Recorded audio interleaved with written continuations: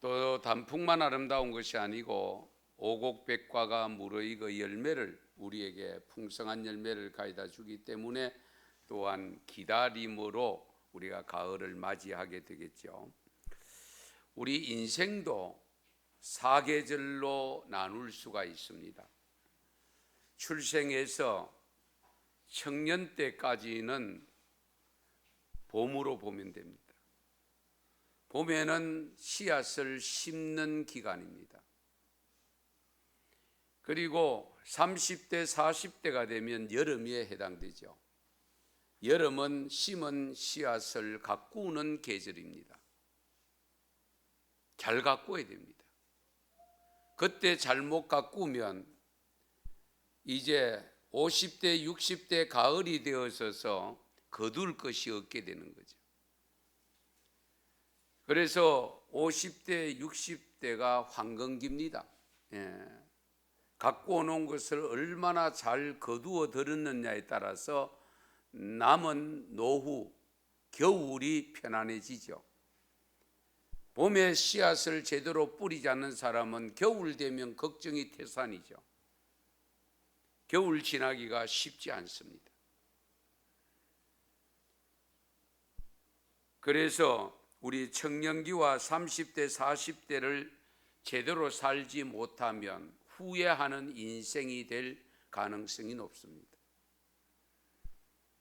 인생의 아름다움이란 물론 행적도 중요하지만 또 중요한 것은 마음입니다.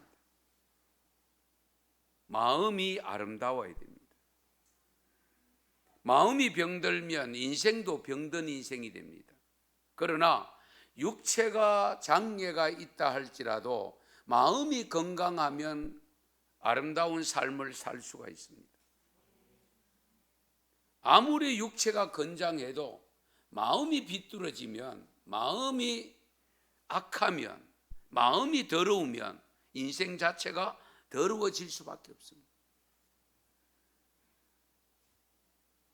단풍이 들기 시작하는 10월을 맞아서 우리의 마음에도 단풍 같은 마음이 되었으면 좋겠다. 그 생각이 들어서 오늘 말씀을 준비했습니다. 단풍 같은 마음.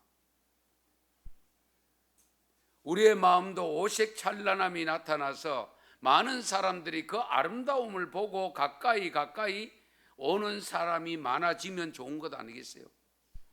있던 사람마저 떠나면 혼자 외롭게 지낼 수밖에 없잖아요.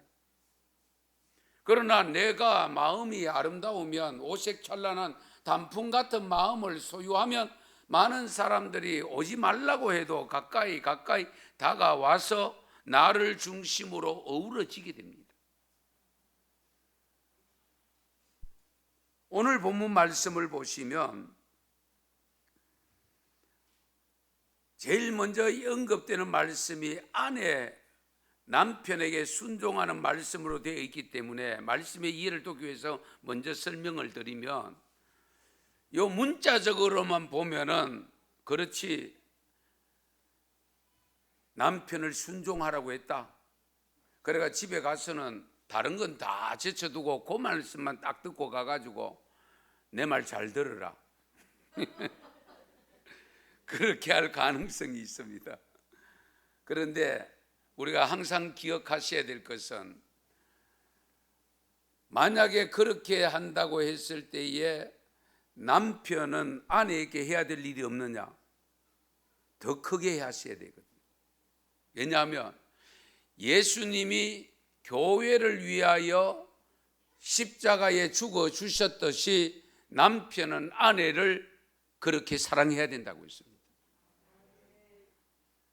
우리 예수님이 우리 죄인된 우리를 위해서, 교회를 위해서 십자가에 달려 죽기까지 사랑해 주셨기, 그 사랑, 남편이 아내를 사랑하라고 했잖아요.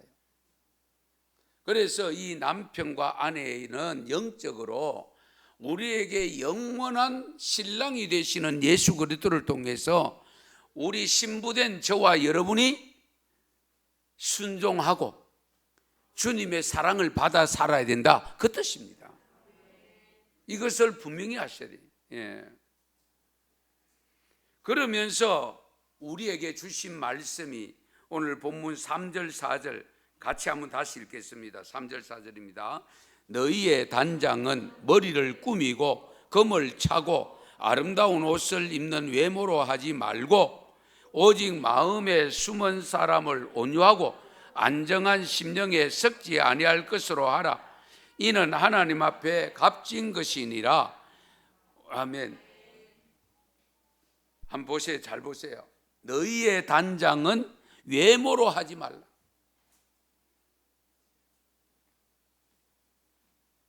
그럼 뭘로 해야 되느냐? 너희 오직 마음에 숨은 사람, 마음에 숨은 사람이라고 표현하고 있습니다. 마음에 숨은 사람이 누굴까?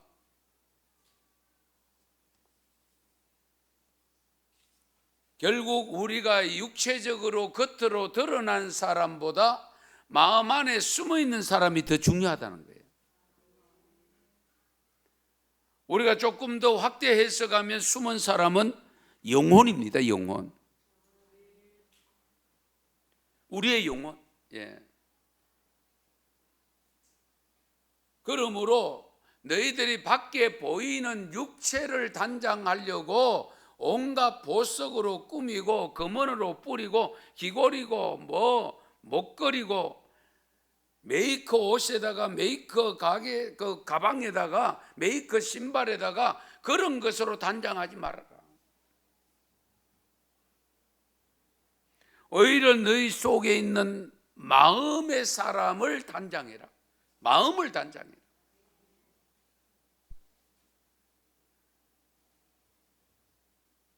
요즘 우리 사회는 외모로 중시하는 사회가 되어 있는 것은 다 압니다.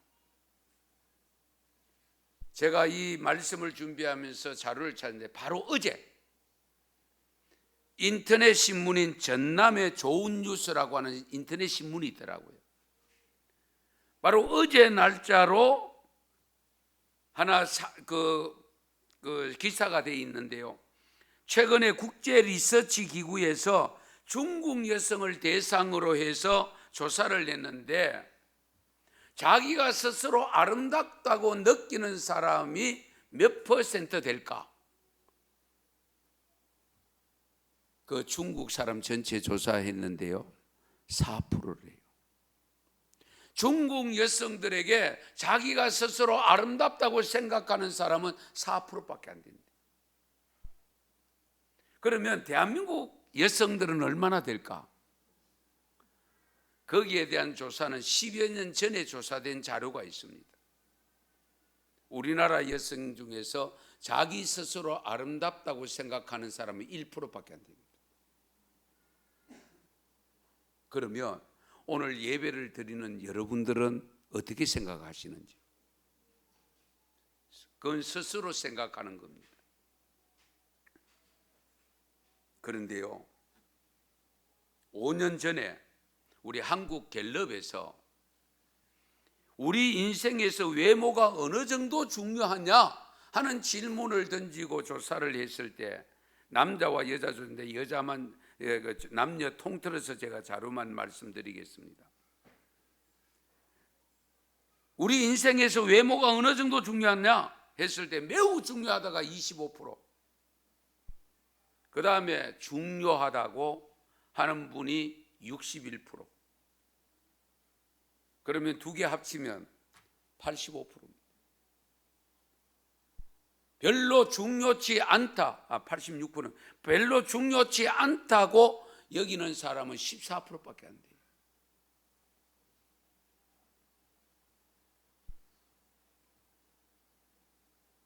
여러분들은 14%에 해당되는 분인지 86%에 해당되는 분인지 스스로 판단해 보시기 바랍니다. 남자도 마찬가지입니다. 그런데요, 이 내용이 5년 전에 조사했던 내용인데 20년 전을 거슬러 올라간 조사 내용과 별로 다르지 않다는 사실입니다. 다른 거는 시대가 엄청나게 변화되었음에도 불구하고 여성들에게 있어서 아름다움에 대한 생각은 20년 전이나 지금이나 똑같다는 겁니다. 변하지 않는다. 그래서 대한민국이 성형수술 왕국이 되어 있고, 외국에서는 한국으로 성형수술 관광까지 오는 이런 나라가 되고 말았습니다.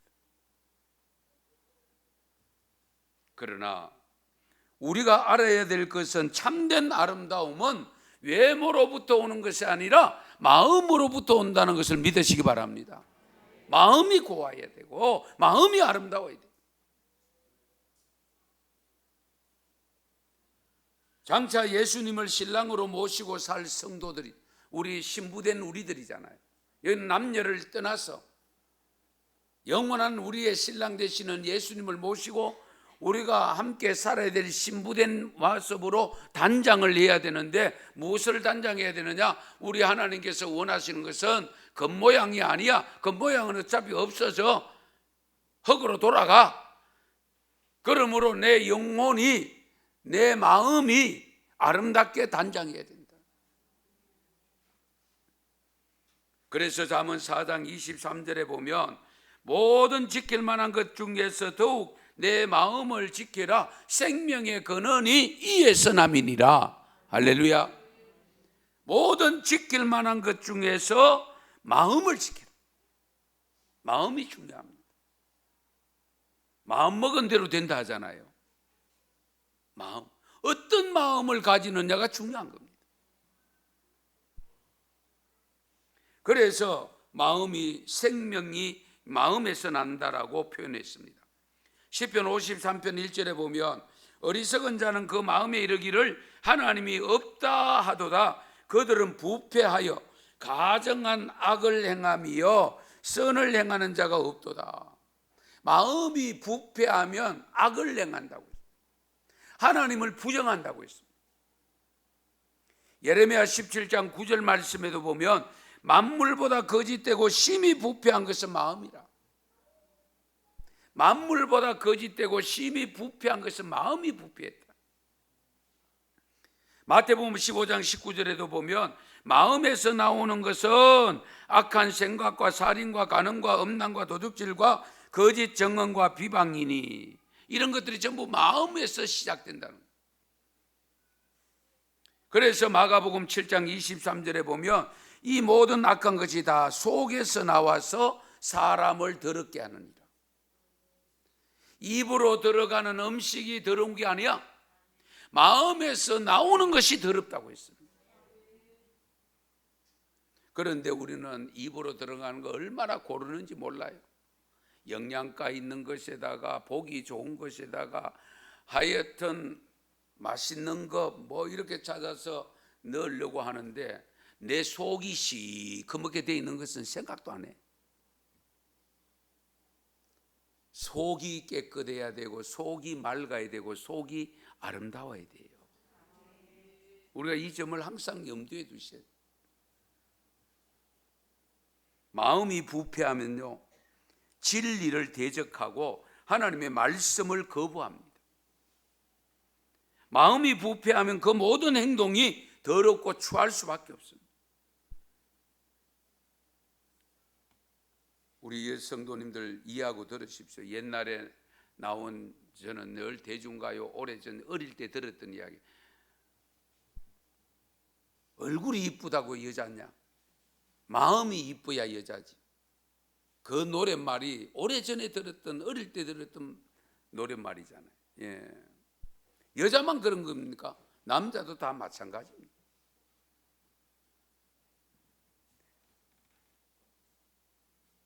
정말로 우리가 마음은 주님을 닮아야 됩니다. 예수님의 마음을 닮아가야 됩니다. 그래서 아름다운 단풍의 마음을 가져야 많은 사람들이, 야, 곱다, 아름답다, 구경 가자, 한번 가보자, 만나보자, 그리고 찾아오고, 그 찾아오는 사람이 있으면 그 사람들을 내 마음보다도 더 아름다운 마음이 있어, 그게 예수님의 마음이야, 하나님의 마음이야, 그리고 하나님께로 인도하면, 전도하면 되잖아요. 그러면 우선 내 마음이 오색 찬란하게 아름다운 단풍의 마음이 되기 위해서 어떤 마음들이 있어야 되는가를 한 8가지 됩니다. 마음 푹 놓고 들으세요. 첫째가 순종의 단풍입니다. 순종의 단풍.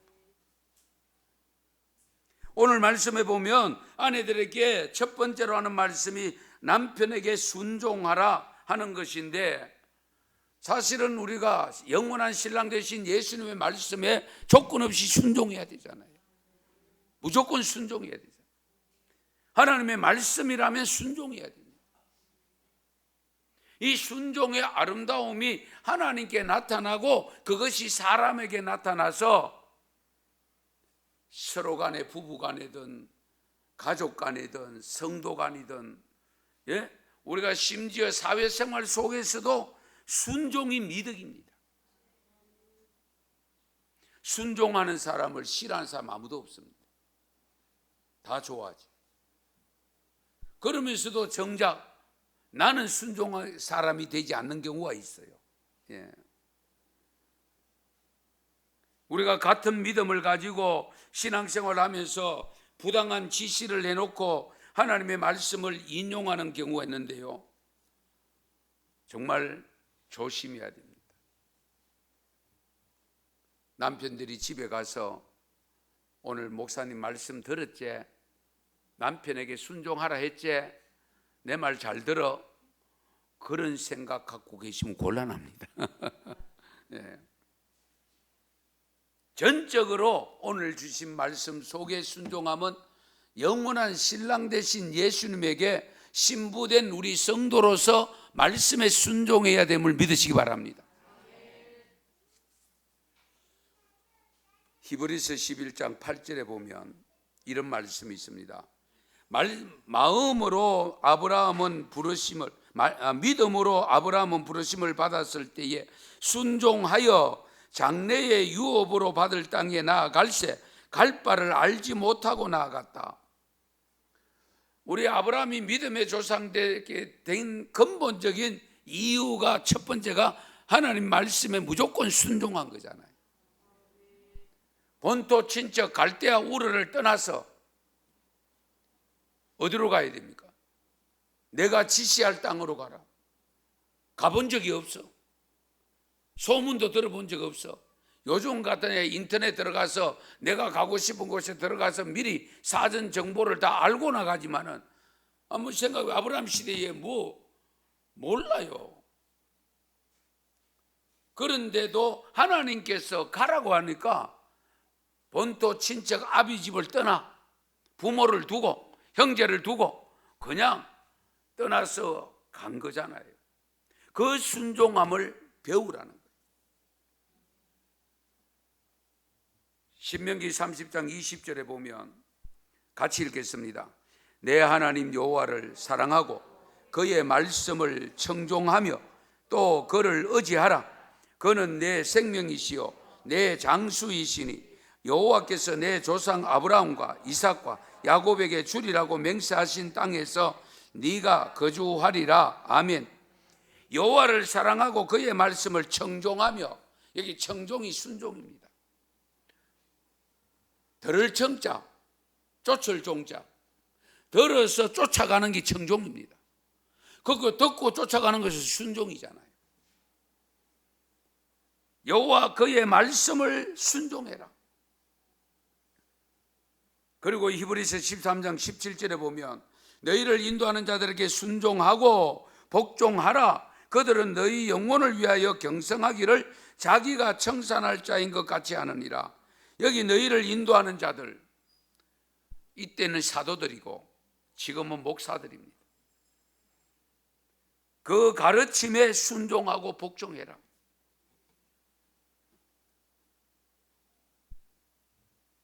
우리 예수님은 바람과 바다도 예수님의 말씀에 순종하잖아요. 잔잔하라니까 바람과 바다도 잔잔했습니다. 데살로니가 후서 3장 14절에 보면 순종하지 않는 사람이 있으면 그 사람은 사귀지 말라고 했습니다. 오히려 왕따시켜가지고 부끄러움을 주라고 했습니다. 아주 무서운 말씀이죠. 그리고 이사야 1장 19절에 보면 너희가 즐겨 순종하면 땅의 아름다운 소산을 먹을 것이요. 할렐루야. 너희가 순종하는 하나님의 말씀에 적극적으로 순종하면 하나님께서 아름다운 땅의 아름다운 것을 열매를 먹도록 해주신다는 거예요. 그러니까 1차적으로는 말씀에 순종하시기 바랍니다. 그 다음 두 번째, 온유의 단풍입니다. 온유의 단풍. 오늘 본문 4절에 보면 오직 마음에 숨은 사람을 온유함으로 하라. 온유함으로. 온유한 마음이 예수님의 마음입니다. 온유한 마음은 넉넉한 마음이고 따뜻한 마음입니다. 온유한 마음은 군고무와 같이 따뜻함이 있습니다. 얼어붙은 마음을 녹여줍니다. 온유한 마음은 두툼한 솜잎을 같습니다. 왜? 따뜻함으로 감싸줍니다. 온유한 마음은 햇살같이 따스럽습니다. 사늘한 몸을 따뜻하게 만들어줍니다. 온유한 마음은 시골 온돌방 같습니다. 언제나 사늘한 나의 몸을 녹여줍니다. 바울이 고린도 교회 교인들에게 잘못된 신앙을 바로 잡으면서 권면할 때에 이런 말씀을 합니다. 그리스도의 온유와 관용으로, 그리스도의 온유와 관용, 예수님의 온유함과 관용, 용서로. 그러니까 우리 예수님의 마음은 온유한 마음이고 겸손한 마음이고 용서하는 긍휼의 마음입니다. 그래서 마태복음 11장 29절에 보면 나는 마음이 온유하고 겸손하니 내 멍에를 메고 내게 와서 배우라고 했습니다. 우리 남자 성도들은요, 남성들은 터프를 자랑할 것이 아니라 온유함을 자랑해야 되고요, 우리 여사 성도님들은요, 우리 여성들은 섹시를 자랑할 것이 아니고 온유함을 자랑해야 됩니다. 온유함. 예. 녹색이 시원함도 있지만 차가움도 느낍니다. 그러나 붉은 단풍, 노란 단풍은 따뜻함을 느낍니다. 온 산천이 불이 난 듯한 느낌을 받잖아요. 그래서 단풍길을 가면 늘 감탄사가 계속 나오잖아요. 우리가 삶을 살아갈 때에 정말 온유한 마음을 가진 사람을 필요로 하고 요구를 하는데, 그러나 많은 단풍을 볼 수가 없습니다. 비엔나의 성인 클레멘트 호퍼 바우어라고 하는 사람이 있었는데, 나폴레옹 시대입니다. 그때에 전쟁 때 아버지를 잃은 고아들을 양육하는 프로그램을 가졌는데요. 그런데 자금이 없잖아요. 그러니까 자금을 전부 스폰서를 받으려고 했는데, 이분이 한 번은 식당에 들어갔어. 식당에 들어가 세 사람이 뭘 하고 있었냐면은 카드 놀이를 하고 있었대. 그래가지고 지금 전쟁에서 고아된 아이들을 데리고 있는데 좀 헌물을 좀 하라고, 돈을 좀 내라고. 그러니까 그 카드 놀이 하던 사람 중에 한 사람이 그 바우어라고 하는 이분에게, 국을 하러 간 이분에게 침을 뱉으면서 욕을 하고, 완전히 한바탕 할 뻔했는데, 오히려 이 분은 어떻게 처리를 했는가 하니까, 그래, 이건 선생님께서 내게 주신 선물입니다. 침은 내게 선물이고 얼굴에 뺨을 때린 건 내게 선물입니다. 그런데 저 아이들에게는 무엇을 주시렵니까? 이렇게 나온 거예요. 내게는 침으로 선물했고 외게 뺨을 치면서 나를 선물했는데 저 아이들에게는 무엇으로 선물하렵니까? 그 말에 세 사람이 완전히 녹아져가 자기들이 갖고 있던 돈을 다 들어서 이분에게 건네주고 그 자리를 빠져나갔다는 이야기입니다.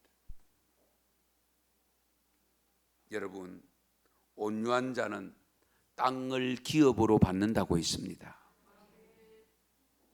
온유한 아름다운 마음의 단풍을 맺으시기 바랍니다. 세 번째는 안정된 마음의 단풍입니다. 안정된 마음. 우리가 살아보면요, 마음이 참 중요한데 불안에 늘 떨고 있는 분들이 있어요. 불안한 마음 갖고 있는 분이 있어요. 이래도 불안하고 저래도 불안하고 지금도 불안하고 미래도 불안하고 불안한 마음을 가지고는 절대로 행복할 수가 없습니다. 다른 사람을 도울 수가 없습니다. 그래서 안정된 마음이 중요합니다. 그 안정된 마음은 평안한 마음입니다. 이 안정된 마음의 단풍을 반드시 가져야 돼요. 불안한 마음 가지고 차 운전하면 안 돼요.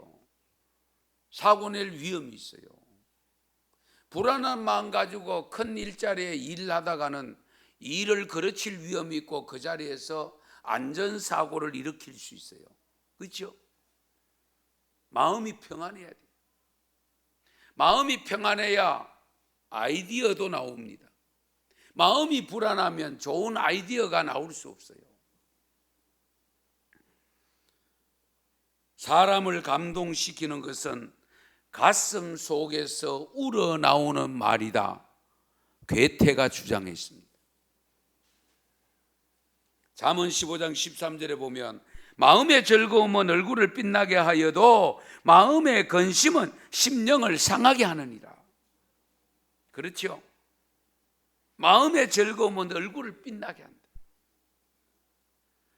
그러니까 마음에 즐겁다는 것도 중요하지만 마음이 우선 안정되어져야 돼요. 마음이 안정되어 있어야 즐거운 일이 왔을 때 즐거워할 수 있어요. 마음이 불안하면 즐거운 일이 와도 즐겁게 여기지를 못해요. 우리가 이 점을 항상 염두에 두셔야 돼요. 잠언 16장 32절에 이런 말씀이 있습니다. 노하기를 더디하는 자는 용사보다 낫고 자기의 마음을 다스리는 자는 성을 빼앗는 자보다 낫다. 그렇습니다. 노하기를 더디하는 자, 화를 적게 내는 자, 안 내는 자가 용사보다 낫다. 자기 마음을 잘 다스리는 자는 성을 빼앗는 것보다 낫다. 분노하면 불안합니다. 불안한 마음은 마음이 평안하지 못한 마음으로서 작전을 제대로 할 수가 없어요. 일을 제대로 할 수가 없어요. 설거지를 하면 그릇 깨고요. 차를 타고 나가면요, 사고 낼 위험이 있고요. 작업 현장에 가면요, 안전사고 일으킬 위험이 있습니다. 아무쪼록 우리 성도님들은 모든 걸 하나님께 맡겨놓고 하나님이 주시는 도움 받아 평안한 마음으로 하늘이 무너져도 솟아날 구멍은 있다. 우리가 이런 믿음을 가지고 평안한 마음의 단풍을 가지고 사시기 바랍니다. 그래야 행복할 수 있습니다. 그다음 네 번째, 동정의 단풍입니다. 동정의 단풍. 오늘 본문 8절을 보시면 마지막으로 부탁하는 말씀을 하면서 마음을 같이하여 동정하며 라고 했습니다. 동정하며. 히브리서 4장 15절에 이런 말씀이 있습니다. 우리에게 있는 대제사장은 우리 연약함을 동정하지 못하실 리가 아니요, 우리의 연약함을 동정하지 못하실 리가 아니요. 누가? 대제사장. 그가 누구냐? 예수님을 말합니다. 예수님은 우리의 연약함을 동정하실 수 있는 분이라는 겁니다. 동정이 뭡니까?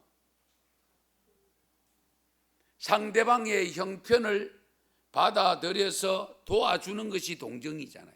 그래서 우리가 동정심, 동정하는 마음, 그렇게 표현하잖아요. 슬픈 마음을 가지고 있는 자 옆에 가서 같이 슬퍼해주고 있을 때 그게 동정입니다. 울고 있는 자 옆에 가서 같이 눈물 흘려주면 그게 동정입니다. 그러면 상대방은 어떻게 위로를 받잖아요. 우리 예수님께서 우리를 동정해 주셔서 죄로 말미암아 죽을 수밖에 없는 상황에 당신이 죄를 뒤집어쓰고 십자가에 달려 죽어주신 것은 동정 때문입니다. 그것을 일명 신학적 용어로 하면 긍휼함입니다. 긍휼함. 불쌍히 여기는 마음. 그 마음이 동정하는 마음. 그래서 성경을 읽다 보면 불쌍히 여긴다는 표현이 종종 나오죠. 오늘 8절에도 보면 불쌍히 여기며라고 했고요. 에베소서 4장 32절에 보면 서로 친절하게 하며 불쌍히 여기라고 했고요. 잠언 14장 31절에도 보면 가난한 사람을 학대하는 자는 그를 지으신 자를 멸시하는 자요, 궁핍한 사람을 불쌍히 여기는 자는 주를 존경하는 자니라. 여러분, 우리가 하나님을 잘 격려하는 신앙이 되려고 하면 하나님께서 도와주라고 하는 사람을 잘 동정심을 가지고 도와주면 그것이 하나님을 위하는 것이 된다고 했습니다. 예. 이 점을 우리가 항상 염두에 두셔야 됩니다. 그래서 잠언 19장 17절에 보면 동정하는 마음을 가지고 도울 때에 그것은 여호와 하나님께 꾸어주는 것이라고 했습니다. 여러분, 꾸어주면 어떻게 반드시 돌려받잖아요. 하나님께 꾸어주니까 하나님이 갚아주신대요. 언제? 내가 동정을 받아야 될 위치에 있을 때 하나님이 직접 도와주신대요. 그러므로 우리는 어떻게 일상생활에서 많이 심어야 돼요. 예, 뿌려놓아야 돼요. 그래야 거두게 되지. 아무쪼록 우리 동정하는 아름다운 마음의 단풍을 가질 수 있기 바랍니다. 이제 5번째, 사랑의 단풍입니다. 사랑은 더 이상 설명을 안 해도 되겠지만은 안 할 수밖에 없는 이유가 그렇게 들어도 사랑이 제대로 안 되거든요. 그러니까 성경에서도 사랑 이야기를 많이 할 수밖에 없는 거예요. 오늘 8절에 보면 형제를 사랑하며 라고 했습니다. 사랑은 정열입니다. 정열은 붉은색입니다. 붉은 건 단풍색입니다. 붉은 단풍은 아무리 붉어도 아름답습니다. 아무리 붉어도 싫어하지 않습니다. 마찬가지로 사랑이란 누구든지 좋아하고요, 아무리 줘도 실적 내지 않습니다. 그래서 형제를 사랑하라고 했습니다. 로마서 12장 10절에 보면 형제를 사랑하여 서로 우애하고 존경하기를 서로 먼저 하며, 형제를 사랑하여 서로 우애하고 존경하기를 먼저 해라. 그래야 참 사랑을 할 수 있다는 거예요. 베드로후서 1장 7절에 보면 경건의 형제 우애를, 형제 우애에 사랑을 공급하라. 마음에 사랑이 넘치면 눈이 맑아집니다. 마음에 사랑이 넘치면 맑은 웃음이 늘 배경처럼 깔려있는 그런 만남을 가질 수 있습니다. 매우 사소한 일이라 할지라도 다른 사람을 배려하고 그를 위해서 열려있는 사랑의 행동은 그 자체가 아름다운 보석입니다. 사랑하는 마음은 풍성한 과일 바구니 같아요. 뭘 안 줘도 사랑으로 다가오면 그것으로 됐다, 고맙다, 그런 표현이 나오잖아요. 그런데 한 바구니 한 상자 갖고 왔는데 속에 부해를 질러놓고 가면 갖고 가라, 그러잖아요. 사랑하는 마음이 무엇보다 중요합니다. 미국의 설교가 필립스 버루커스가 눈보라치는 어느 겨울날 거리를 걷고 있는데 신문파리가 그 추운 골목에서 신문이여 신문이 한데 사가가는 사람이에요. 그래서 이 필립스 브루크스 우리 목사님께서 그 신문을 사줬어요. 사주면서 많이 춥제. 그러니까 이 소년이 대답이 괜찮아요. 선생님 만나기 전까지는 추웠는데 선생님 만나고는 안 추워요. 그 말이 왜 나왔습니까? 사랑을 받았거든.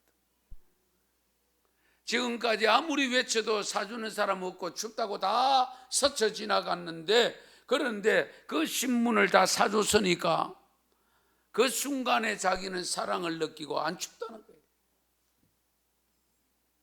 사랑은 따뜻함입니다. 그러므로 우리 성도 여러분, 누구를 만나든 누구에게든 항상 우리는 주님의 사랑을 받아서 그 심장 가지고 따뜻한 사랑의 단풍을 피울 때에 많은 사람들이 그 따뜻함을 느끼면서 그 아름다움을 보면서 내게 가까이 다가오지 않겠어요? 그럴 때에 그 마음이 도대체 어디서 나왔노? 물으면 우리 예수님이 주신 마음이야. 예수 믿으면 이렇게 돼? 라고 전도할 때에 자연스럽게 전도가 되지 않겠습니까? 아무쪼록 사랑의 단풍을 가질 수 있기 바랍니다. 그 다음에 6번째는 겸손의 단풍입니다. 겸손도 우리가 자주 듣는 내용입니다만은 빌립보서 2장 5절에서 8절 같이 읽겠습니다. 너희 안에 이 마음을 품어라. 곧 그리스도 예수의 마음이니 그는 근본 하나님의 본체시나 하나님과 동등됨을 취할 것으로 여기지 아니하시고 오히려 자기를 비워 종의 형체를 가지사 사람들과 같이 되셨고 사람의 모양으로 나타나사 자기를 낮추시고 죽기까지 복종하셨으니 곧 십자가에 죽으심이라. 아멘. 우리 예수님이 하늘 보좌를 두고 이 땅에 오신 것만 해도 겸손이고 만왕의 왕으로 오셨다고 하면서도 죄가 없었음에도 불구하고 죄인이 죽는 극한형에 처하는 십자가에 달려 돌아가신 것이 겸손입니다. 겸손하지 않으면 그렇게 할 수가 없습니다. 그래서 빌립보서 2장 3절에도 보면 아무 일에든지 다툼이나 허영으로 하지 말고 오직 겸손한 마음으로 각각 자기보다 남을 낮게 여기고, 겸손하면 자동적으로 다른 사람을 높이게 돼 있어요. 그런 사람 우리는 좋아하잖아요, 솔직히. 그래서 남이 내게 겸손한 것은 좋아하면서도 내가 겸손한 모습으로 가는 데는 인색해요. 참 사람 마음 알다가도 몰라. 다른 사람이 사랑하고 다른 사람이 겸손한 건 다 좋아해요. 싫어하는 사람 없어요. 그런데 내가 정작 사랑으로 다가가고 겸손한 데는 인색하다니까요.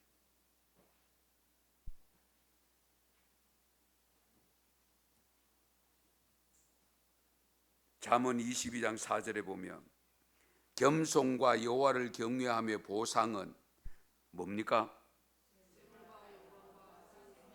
아멘. 그래도 겸손 안 하십니까? 겸손하면, 겸손한 마음으로 여호와를 경외하면 그 보상이 재물. 여러분 재물 다 좋아하잖아요. 돈 싫어하는 사람 있어요? 거기다가 영광. 우리 전부 영광 얻기를 원하잖아요. 거기다가 생명, 영생까지. 할렐루야. 시편 22편 26절에도 보면 겸손한 자는 먹고 배부를 것이며 라고 있습니다. 그리고 시편 131편 1절에서 3절 같이 읽습니다.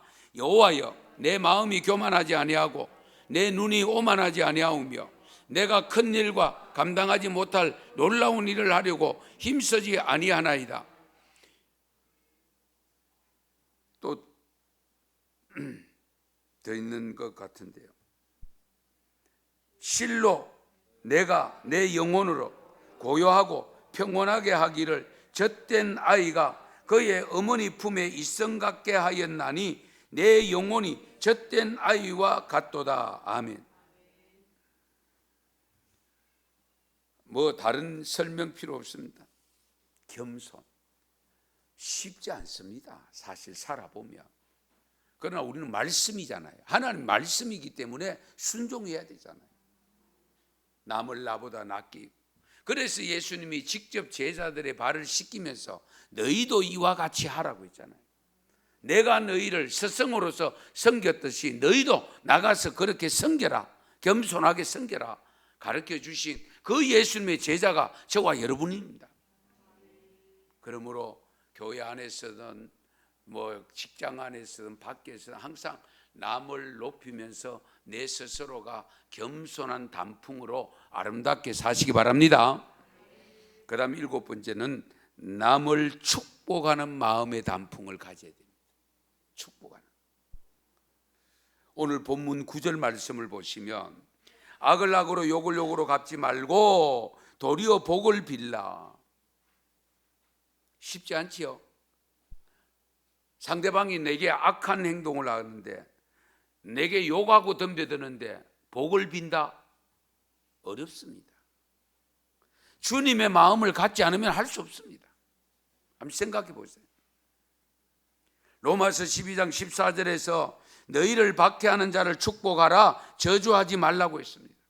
박해하는 자를 축복하래요. 핍박하는 자를 축복하래요. 잠언 18장 21절에도 보면 죽고 사는 것이 혀의 힘에 달렸나니 혀를 쓰기 좋아하는 자는 혀의 열매를 먹으리라. 우리가 축복은 말로 하잖아요. 그렇죠? 복을 빌어주는 거잖아요. 여러분 잘 들으세요. 하나님이 복을 주신다 할 때는 축복이라는 단어를 가급적 쓰면 안 됩니다. 사실은 하나님이 복을 빌어줍니까? 복을 주시는 분이지. 복은 목사가 빌고 우리가 비는 겁니다. 우리는 주는 게 없잖아요. 다만 복을 빌어주는 거잖아요. 그렇죠? 빌축자입니다. 하나님 이 집에 복 내려 주셔서 축복해 주는 거예요. 하나님 이 집에 사업 잘 되게 해주세요. 가정이 행복하게 해주세요. 복을 빌어주는 거죠. 그게 축복입니다. 다만 하나님은 그냥 복을 주시는 분입니다. 그렇기 때문에 우리 성도들은요, 남을 게 다른 거 없어요. 복을 잘 빌어줘야 돼요. 빌어주는 말로 하잖아요. 그렇죠? 말로 하기 때문에 우리가 말을 잘해야 된다는 거예요. 민수기 6장 22절에서 26절 말씀, 뭐 여러분 잘 아는 말씀인데요. 저는 개업 예배 드리거나 또는 입택 예배를 드릴 때는 이 민수기 6장에 있는 이 말씀으로 축복을 합니다. 왜냐하면 하나님께서 아론 제사장 불러서 축복권 있잖아요. 제사장은 내가 이렇게 해라고 가르쳐 주신, 하나님이 가르쳐 주신 축복입니다. 사실은. 그래서 말씀을 보면 너희는 이스라엘 자손을 위하여 이렇게 축복하여 이르라. 여호와는 네게 복을 주시고 너를 지키시기를 원하며 여호와는 그의 얼굴을 내게 비추사 은혜 베푸시기를 원하며 여호와는 그 얼굴을 내게로 향하여 되사 평강 주시기를 원하노라 할지니라. 이렇게 해라. 예. 목사가 좋은 점이 하나 있는데 뭐냐? 항상 성도들을 위해서 복을 빌어줄 수 있기 때문에. 그렇잖아요. 신방하는 이유가 뭡니까? 복 빌어주러 가는 거예요. 그래서 여러분 신방 꺼리면 안 돼요. 신방 받기를 좋아하셔야 돼요. 왜? 목사님 오시면 그냥 오나? 우리 집에 복 빌어주러 오시는데, 예, 사들고 가는 건 없지만은 복을 빌어주면 하나님이 그 기도를 들으시고 하나님 주신다니까요. 할렐루야. 이 점을 항상 염두에 두셔야 돼요. 아무쪼록 복 빌어주는 마음의 단풍을 가지시기 바랍니다. 그런 의미에서 우리 실습 한번 하시다. 옆 사람에게 복 마음껏 빌어주세요. 시작. 빨리. 예. 예.